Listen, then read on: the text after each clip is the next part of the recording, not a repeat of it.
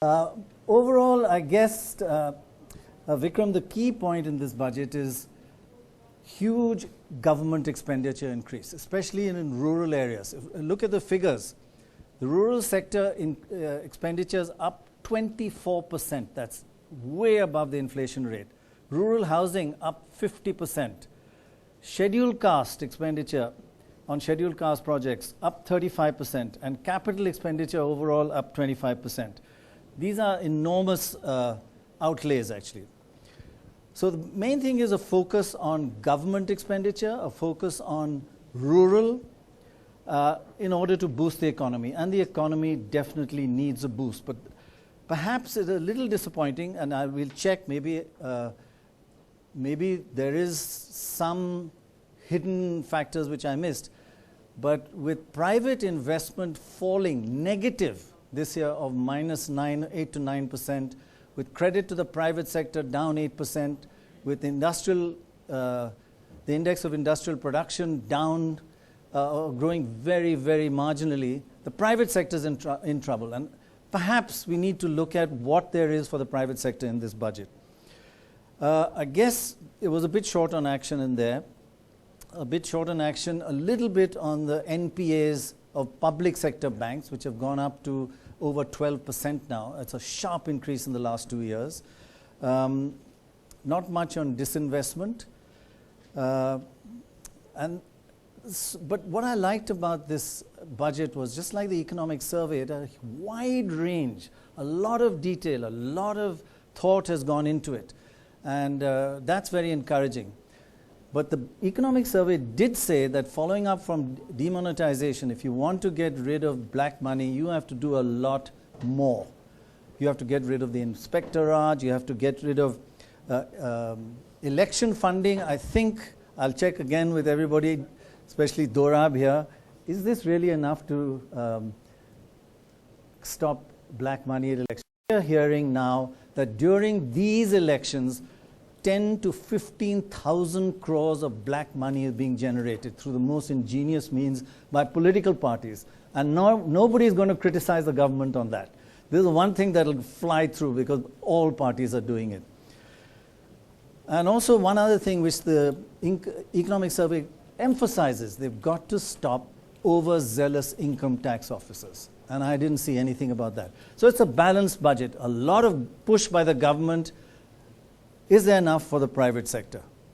Young man. I think it was a feel-good factor in this budget, particularly for the smaller, medium industries. 5% tax rate down, individuals tax rates down, wanting to increase the tax base. So I think what you mentioned about is there enough on tax aggression, maybe the e-filings, e-assessments could lead to that, and a lower tax rate does. Right, right. Well, let me just start getting some sense out here. Well, you know, two of the big bang ideas potentially from the economic survey that did not find themselves, universal basic income was perhaps not really expected, but asset reconstruction, and that goes to the point that Prannoy was referring about. I just wanted to come to you with that. The corporate tax cut, especially for small and medium scale, that's a big bang tax cut there for 96% of companies. But the fact that there was no asset reconstruction, would that be a disappointment for you?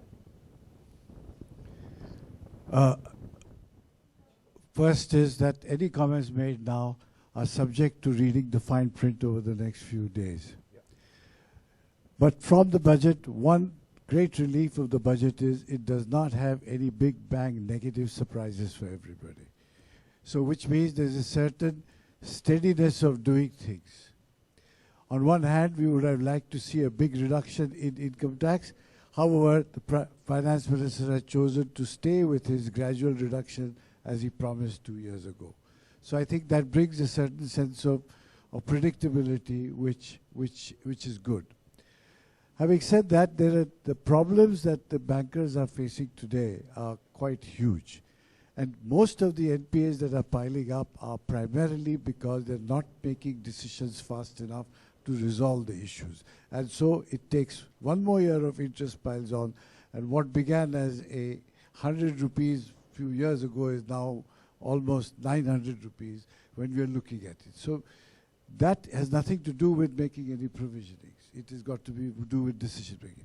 Having said that, I think it's important to note that they have created a huge expenditure on infrastructure of all kinds, in rural areas, in transportation, in a variety of areas. And I think this big increase that they're talking about, both capital expenditure as infrastructure expenditure on roads, railways, etc., is going to be a great relief in the year.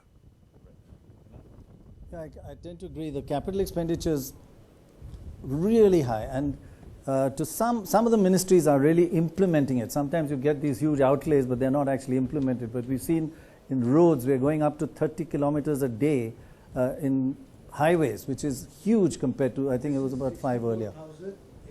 Over and above what NHI itself produces. Right. Yeah. Okay. Which is, it's a huge amount. That is hopefully a boost for the private sector as well, as long as they actually, it increases demand. Your views overall for the budget? I think it's good budget for the rural economy, and that is good news for food processing, FMCG, because FMCG growth lies on the growth in the sector in rural. But I think the whole manufacturing sector and what we wanted is not there. So I would have expected much more to the manufacturing sector. What did you want? In terms of depreciation, in terms of innovation, R&D, more employment generation, some benefits and some big bang reforms, so that manufacturing is given a boost, export is given a boost. So that sector somehow what I was expecting Which is not really there. flagging And at the moment. I think so. Especially, I expected that they will give a little bit of that back to also boost the sentiments, but not a word about it. So that has been a little bit of a dance clip, so to speak. Right. But I'm quite happy with the fact that the growth in rural sector actually will help FMCG in a big way. Right. And also, I'm happy with the fact that they have really tried to make this work into a cashless economy. So I think this is good news overall. Right. Sorry. Right, well, Prannoy, we do have the CEO of KPMG, actually KPMG, BMR, PwC, Grant Thornton. They're all here around the various tables. Let me just turn to you. There was some fear before we started that after the earthquake of demonetization, we'll have a tsunami. Now, tsunami didn't hit. But he said the right things about tax reform. Reward honest taxpayers, make it simpler, and crack down on the people who are not paying their tax and because of which the burden is falling on the honest. Did he do enough in actual terms, though, for that? That's he said point. the right things. But I think you're right, Vikram. He said the right things, but was there enough? Exactly. So I think first thing I would like to say that, this budget we expected some optimism to come in, considering after demonetization, something on the consumer spending, job creation. Okay, the infrastructure spend would create some jobs, but we have not seen anything in that direction which could have come there. But the expenditure on rural sector is a very good thing. The expenditure on infrastructure, capital expenditure is good. That will generate some jobs.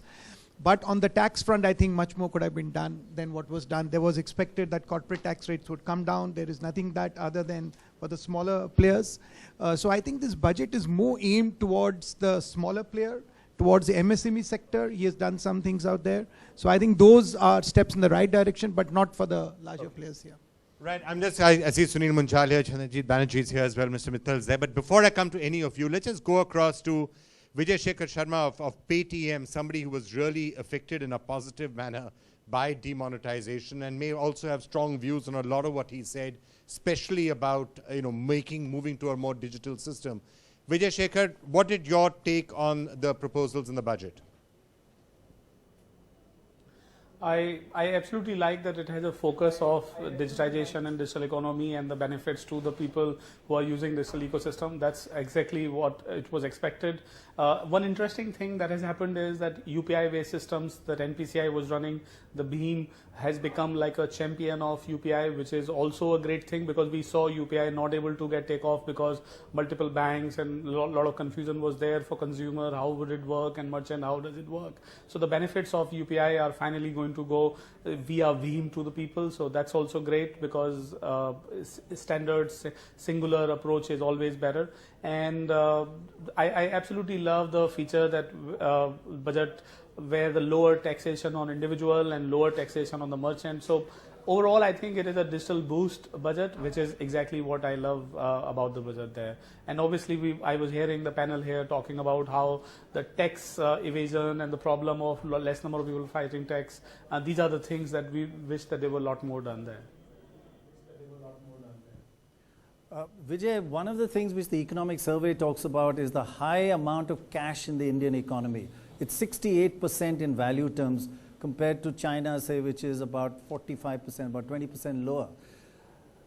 How does one go digital when the poorest of the poor are, they are finding it tough to get cash, and we are saying you go digital?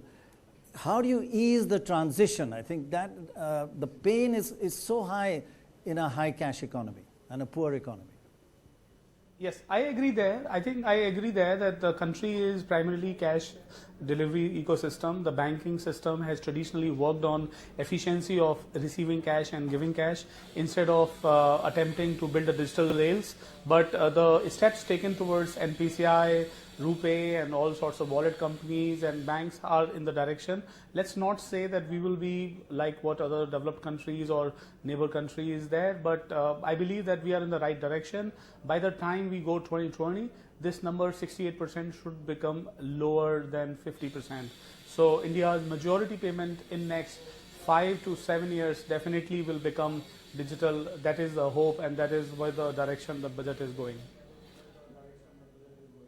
Right, and with big data analytics, that helps a lot in actually governing a country.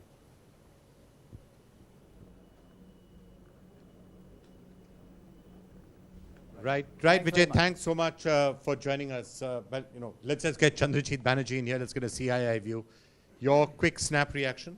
I think one of the things that we have seen in the budget is the continuance of the governmental overall framework and focus on moving towards digital, moving towards a less corrupt economy. So he's really focused on that, and growth we see coming from really infrastructure and more capital spending. I think these are two big points that have come up. Yes, a large number of companies would get covered from a lower tax of 25%. But yes, the expectation was it would be across the board, much more for the larger companies. But again, the focus is towards getting more and more people come into the tax net, get revenues shore up from there, and thereafter move towards the next phase when we are more a tax compliant economy, so to say. So really boosting more of demand comes really from, as one sees, more focus on the rural side, which is important. Rural economy was really dampened through demonetization, and I think the focus on the rural side, which is being very strong, the capital expenditure, the infrastructure side, these are some of the positive stuff that really comes out from budget, from where one expects growth to come in. And manufacturing, as was mentioning that there is less for manufacturing. I think manufacturing will ride on the public expenditure, which is going to go up more. I think one of the points actually which we didn't raise to follow up on what you said was, given all this capital expenditure, still fiscal prudency has been outstanding. 3.2% will get our rating agencies, which are very important. Absolutely. I know our economic survey called them poor standards instead of standard and poor. But the point is, if we stick to 3.2 and still have 25% increase in rural infrastructure spending, that is a commendable point. Absolutely. So I think there was a lot of talk whether he should move away from the fiscal target, and staying within that from 3.2% is a very, very strong indicator of keeping good health, the economy and good health, and of course a strong focus of the international agencies to stay on India. Yeah. I must say I was a bit worried about the stopping black money at election funding and political party funding. We've got an expert here, not that he funds political parties, but all your black money goes to political parties, right? Please don't forget that one of the major parties in UP collected, I think, crores in 2 rupee things. So 2 rupees now is 2,000. It's not so bad. But may I also say something, that the thing that should concern all of us most is jobs. Right. There are 2 crore, 1 million people coming on the market every month, and there was nothing that seemed to suggest that we are going for jobs. If I can also say one more thing, I'm sure I'd like to see what his collection is, how it gets the money. I think because of all those lakhs of people who put crores of rupees in their bank accounts, hopefully some of them will start paying income tax. So perhaps, I just don't understand how all these giveaways are going to be financed, and you're still going to have a deficit of just 3.1%. And finally, he's promised 5% decline in corporate rates by the time the next election comes. He's got 2 years to go, so these guys can be smiling now, because he's got to do it. I mean, he's got to come to 25% in 2 years. There is no option. That's his promise. So The corporate should be happy for next year's budget. For next year. This year they're not so happy. Keep hoping. But next year they will be. And also small guys for whom is reduced the rates, many of them don't pay tax anyway. I mean, that is a known fact. Mr. Munjal. By the way, the abolition of FIPB, that's something which we haven't spoken about yet. That's potentially one big reform, an idea whose time has come to abolish FIPB? Right. So, yes, absolutely. In fact, this is a request which foreign investors have been making for a while, that this is a painful process when they want to enter India. Is one of the hurdles that people had been talking about for a while. Overall, I think he covered a very wide array of subjects, which is very encouraging. He touched infrastructure, rural economy, the poor, skills, education, health, literally across the board, except as CB just said, the immediate booster that the industry was looking for on lower excise duties and lower taxation did not come. On excise, of course, he said this is going to get subsumed in the GST, so I don't want to make this change for 4 months. What probably could have been done is move it to whatever the GST rates are going to be. So allow that transition to start right away, because infrastructure is absolutely essential. He has incidentally touched upon some of the areas which are job creating. One of the industries, the largest multiplier is low-cost house construction. Home construction is the largest multiplier after the automotive industry. There are 154 industries directly connected to it and many more indirectly connected. So it does create jobs. It also absorbs amongst the largest number of unskilled and semi-skilled labor. So there is stuff that he's done right across the board, which I think is quite creditable. But more than anything else, he's continued the move to putting building blocks for India's long-term future. But Sunil, do you feel there's enough done to reverse the decline in investment in the private sector? I mean, the economic survey came out yesterday, showed a 9% decline in investment and an 8% decline in credit to the private sector. That is a terrible state of affairs. That's a big problem area the economic survey points to the economy. It is one of our biggest worries. Actually, what has happened is over the last 14 quarters, barring a quarter and a half, quarter on quarter we've had reduction in gross capital formation. So it's not just private sector. Overall, we have been spending less in capex in creating assets than we should have been. I'm just kind of oversimplifying it. So the only way we think that can be done is by increasing public spend, and which is why I was happy he spoke about accelerating the infrastructure spend. That is necessary. It has two big advantages. One, while the projects are on, they create jobs. Once they are done, they're finished, they facilitate other businesses to grow. So private sector right now is hesitant to invest because there's a large amount of unutilized capacity sitting in companies. And as long as the demand and consumption remain slow, it's going to be very, very hard to expect massive amount of investments to come in from the private sector. So if they can actually resolve the disputes, in one of the propositions which was made yesterday or earlier was this bad bank to take out assets which are non-performing, projects which are stuck midway, to help banks, to help companies, and to help the private sector to come in and start to get involved in the PPP projects. So there is, for job creation, which by the way has to be our big focus for the next 25 years, it's not just for the year. We have to focus on this for economic opportunities and jobs, and I wish we also do something in the rural areas to retain people in the rural areas with higher opportunities for jobs. Because otherwise migration will be another problem that we have not even thought about yet. Right. Just wondering overall. On the jobs part, there was, towards the beginning of the speech, he alluded to that he will extend the what's been done for the textile sector in terms of fixed term employment, going to sectors like clothing and even footwear and textile. Just going to interrupt you. Rahul Gandhi is speaking. Let's just get a quick reaction from the opposition. Rahul Gandhi.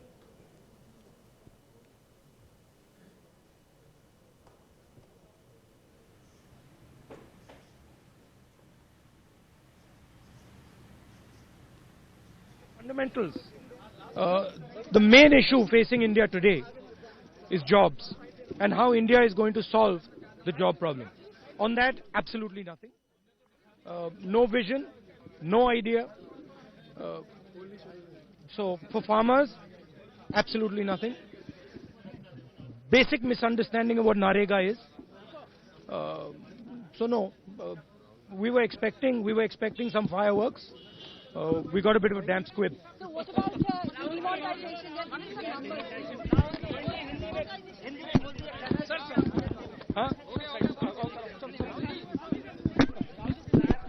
Demonetisation के बाद जो झटका सरकार ने गरीबों पर मारा, expectation थी कि किसानों के लिए, गरीब लोगों के लिए, युवाओं के लिए, बेरोजगार लोगों के लिए कुछ किया जाए, मगर कोई क्लियर विजन नहीं दिख रहा है। शेर शायरी की जेठली जी ने अच्छा भाषण दिया, मगर बेसिस कुछ नहीं है उसके। पॉलिटिकल पार्टीज पर तो 2000 का कैपिंग किया वो अच्छा है। देखिए, जो भी पॉलिटिकल फंडिंग को साफ करने के लिए स्टेप्स लिए जाएंगे, हम उनको सपोर्ट करेंगे। सर, टैक्स रिजम्पशन 2.5 से 5 लाख के बीच में 5% छूट दी गई है। ये देखिए, फंडामेंटल्स पे बात कीजिए, ठीक है। फाइनेंस मिनिस्टर का काम होता है कि ब्रॉड रास्ता दिखाएं। ब्रॉड रास्ते के लिए हिंदुस्तान के सामने 2-3 इश्यूज हैं।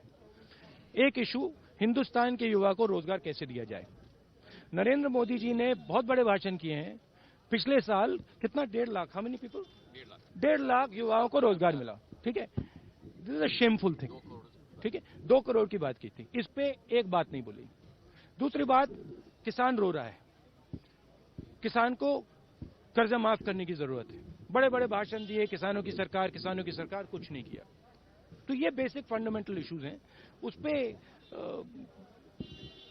कोई गहरी चीज नहीं बोली। चुनाव के ठीक पहले जिस तरह से बजट को पेश किया गया है, वो तो देखिए भैया, वो तो है, वो चाहते थे कि बजट से इम्पैक्ट लगे, कुछ लगा, इम्पैक्ट तो नहीं लगा मुझे।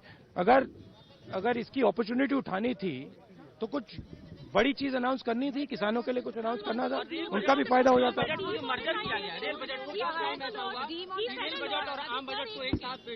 फिर से देखिए एक रेलवे बजट के बारे में। शुरुआत में पहली स्पीच में नरेंद्र मोदी जी ने कहा, लंबा भाषण दिया, बुलेट ट्रेन की बात की और बुलेट ट्रेन का विजन दिया, ठीक है। बुलेट ट्रेन आई नहीं आई। रेलवे में फंडामेंटल प्रॉब्लम क्या है? सेफ्टी का प्रॉब्लम है। अब आप देखिए आज क्या हो रहा है।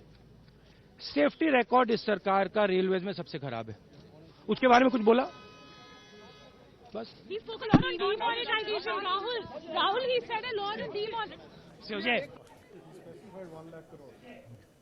All right, let's continue to get reactions. Rahul Gandhi is slamming it, saying not enough was done. Rajan Mittal now joining us, and actually Rakesh is here as well. We'll come to both of you in turn. Rajan, you first. Your quick reaction to the budget. Anything that you think was missed out, or what did you like? Vikram, I think as we heard the budget, a couple of things which have emerged. One is government's mood to spend and the commitment to keep the fiscal deficit at 3.2 will give some space to maneuver for the government to spend. This should kickstart the investment even from the private sector.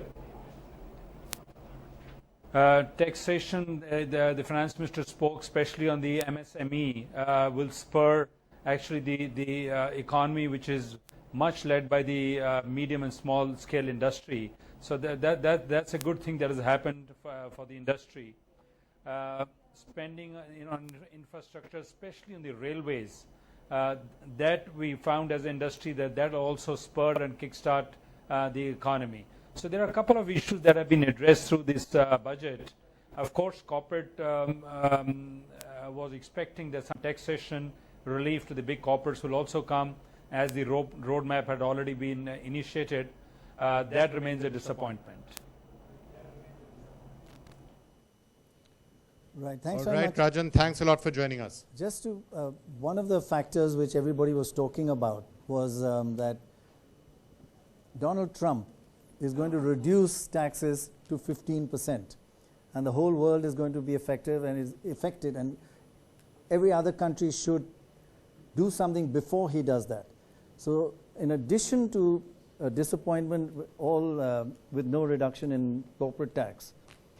Is it going to affect us in a global setup because money will start going to America and investment will start going to America?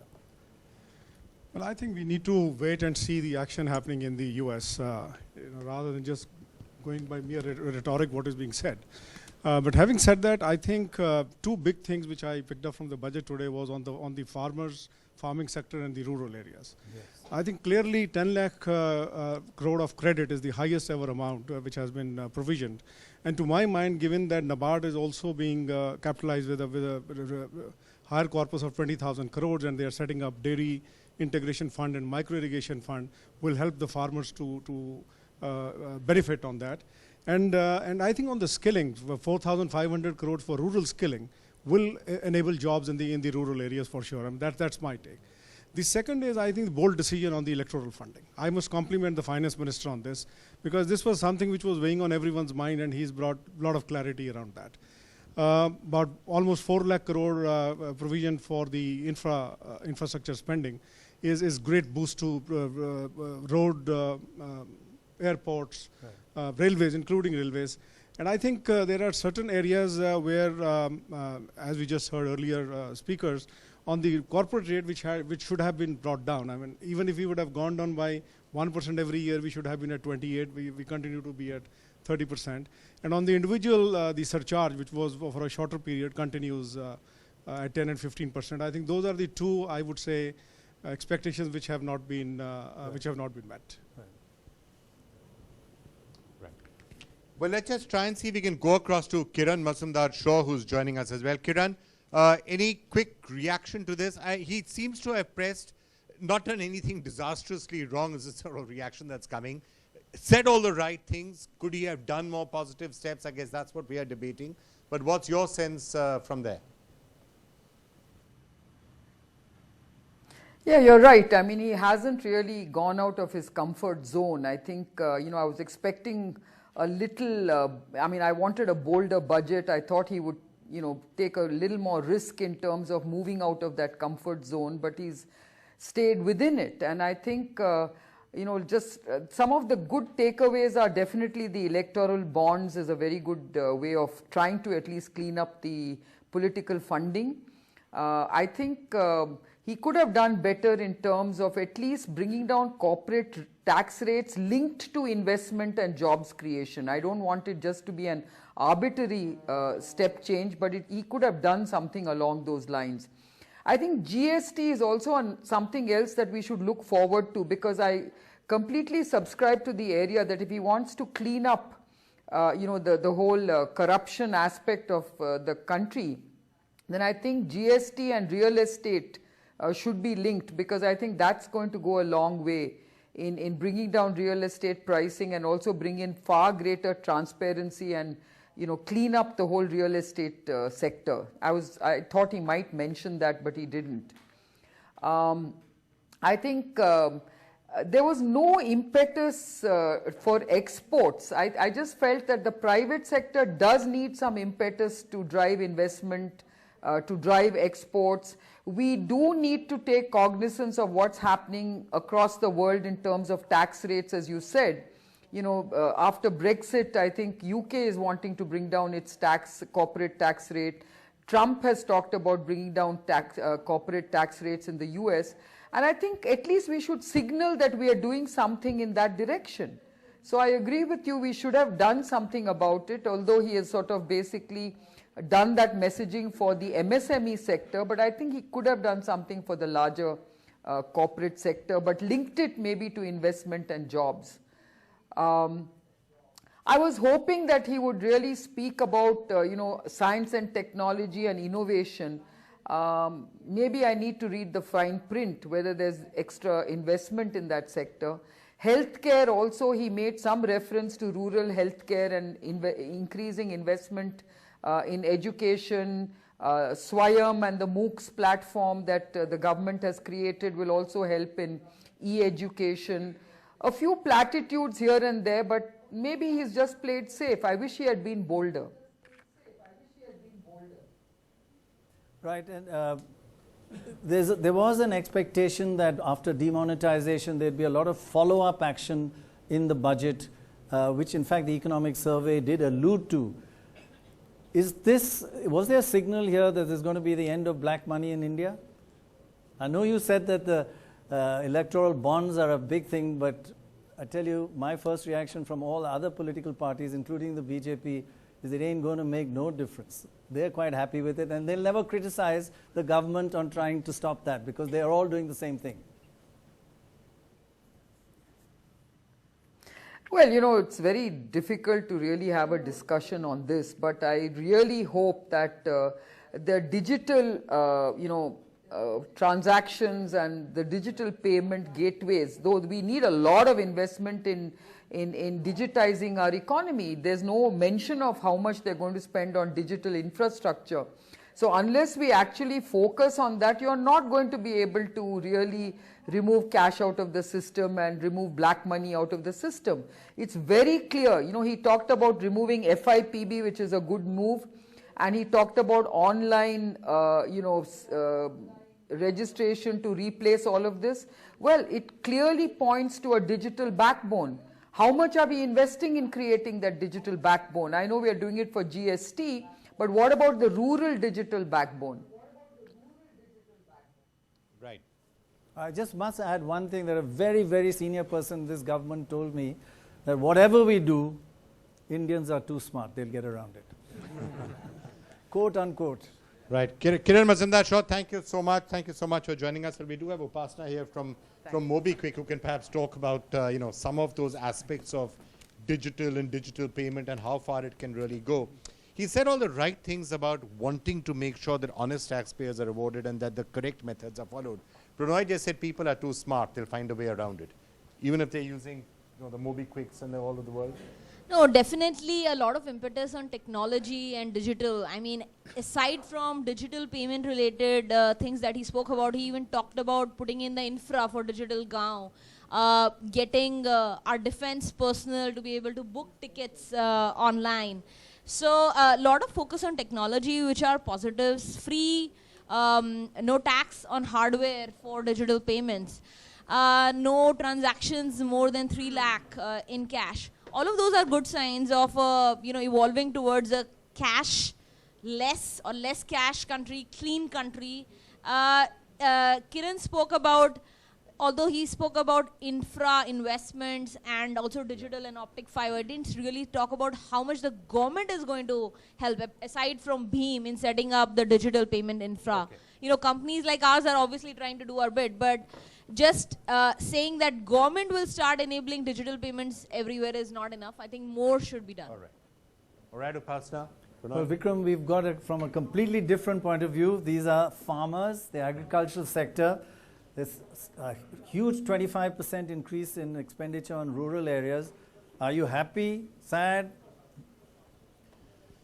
देखिए प्रणॉय जी 2 साल के लगातार 13-14 और 14-15 में सूखे के बाद इस वर्ष अच्छी मानसून हुई थी, लेकिन इस बार नोटबंदी ने किसानों की कमर तोड़ के रख दी।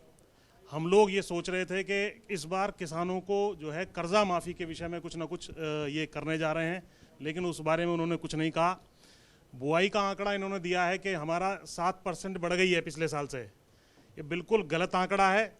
जो सामान्य वर्ष है उसके मुकाबले अब भी ये कम है। इन्होंने पिछले सूखे वर्ष से इसको जो है कंपेयर कर लिया है। दूसरा, इन्होंने किसानों की आय दुगने करने की बात की है, जबकि आज तक जो इन्होंने घोषणा पत्र में भाजपा ने वायदा किया था कि फसलों की लागत का 1.5 गुना मूल्य यानी कॉस्ट के ऊपर 50% प्रॉफिट देंगे, वो आज तक इम्प्लीमेंट नहीं किया है। Just one second. कर्जा माफ is what you really missed. जी जी जी। और just let's get and we'll come back to you. Your view, okay, your view on the budget में ऐसा नहीं है, सारी बुरी बातें हैं, अच्छी बातें भी हैं।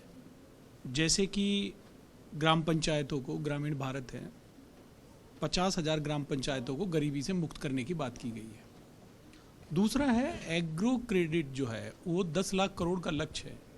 अगर सरकार इसको पूरा कर लेती है तो बहुत बड़ा परिवर्तन किसानों के जीवन में आ जाएगा। लेकिन एक बड़ा प्रश्न ये है कि बहुत सारे किसानों के जो बैंक अकाउंट हैं वो NPA हैं, उनको ब्याज पे लोन नहीं मिल सकता, बैंक लोन नहीं दे सकते। अगर उसके लिए जैसा कि हमारे साथी ने कहा था कि सरकार को किसानों की कर्जा माफी, अगर इसमें थोड़ा कर्जा माफी और कर देते, चाहे वो बड़ा किसान के लिए नहीं होता, छोटे किसान के लिए होता, तो वो फिर से बैंक जा सकता था, फिर से लोन ले सकता था और वो एक अच्छा जीवन शुरू कर सकता था। Right.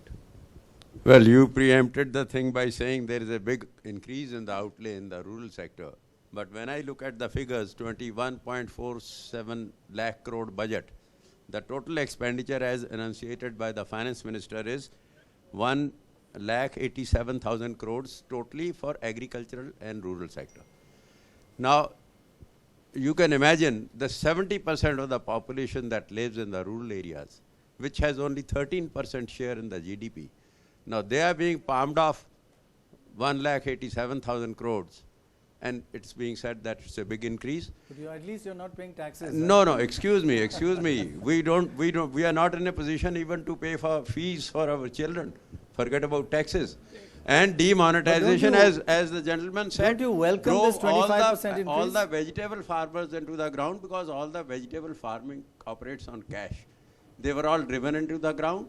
And right now, I think the quality of sowing, whatever it may be 7% higher or lower, I don't have the data. It is the government which has the data. The inputs have not gone in because we couldn't buy the inputs. So basically, it's not enough. It's not even, no, when I look at it, the other farmer friend was appreciating that they are going to increase the agricultural credit to 10 lakh crores. I think they are indebting us. It is not access to credit. We are unable, as he said, we are unable to access it, and our indebtedness is growing year after year. Right. We should be not indebted. We should be able to create surpluses. And you have to give, who's winning in Punjab? Well, I am not from Punjab, I am from UP. Okay. I am from All right. Uttar Pradesh. But you still should know. So generally, not completely satisfied. We thought this is one table that would be endorsing, not yet. Not really, not really. And short on delivery. It's been always like that for 5 years. They have been saying we'll double the income like the Ram Temple, but they have not doubled anything. All right, well, we have Mr. Unni Krishnan with us, Managing Director and CEO of Thermax Limited, as Rahul Bajaj walks in.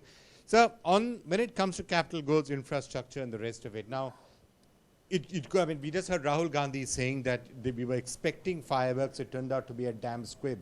I guess the other way of looking at it is that after all the drama and the fireworks we've seen with demonetization, maybe it was time to calm things down. Were you satisfied, disappointed, happy? It's more of a rural budget. Of the 21 lakh expenses, half is dedicated to rural area. But there's 4 lakh crore rupees nearly worth of spending on infrastructure, which isn't bad. Indirect benefit will be there for the industry, but not directly. So in any case, as I mentioned, Vikram, at the beginning, we were not expecting any big bang in the morning itself. And it's a very bland budget, but with 17% additional tax collection and expected to be much better, we expected a lot more from the government. So if you ask me, are we disappointed? There is nothing for us to be feeling very deja vu, very happy about it in the budget at this point of time. Okay, right. Now, Vikram, if you want two things, total lack of diplomacy and the full truth, here's one voice you're going to hear. Overall view. I mean, two good things and two bad things. Those two comments, I'm in a problem because I don't understand the meaning of truth in today's world. Correct. And with the present conditions in India and with this government. All around the world, in fact. You see, then you two were in Davos with me, and I'll have to go back to Davos if I say the truth. The two very good things. Don't say that's a seditious comment. Let somebody file a suit for defamation.